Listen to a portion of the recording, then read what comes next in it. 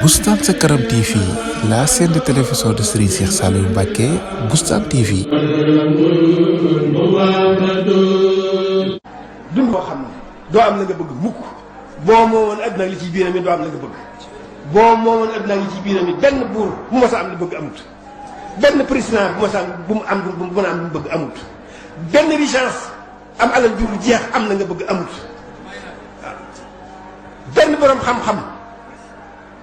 lu ba sa xam bari xam-xam bari nga am la nga bëgg amut am la nga bëgg moom xam yàlla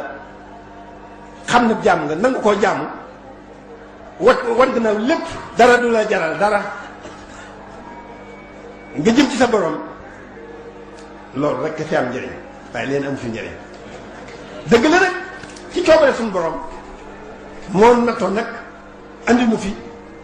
nu am suñuy bëgg-bëgg yu dul jeex am suñuy bañ-bañ yu dul jeex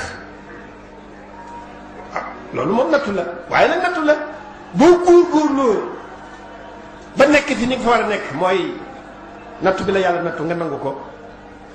góorgóorlu li nga li dund laaj li dund laaj nga yem ca képp waaw am jom am ngor sa diggante ak jaam ñi am jom sa diggante sa bopp di jéem loo am doo dunde jéem loo suturloo jéem loo terlee loolu yàlla na ko nattoo waaye nag du am sa ku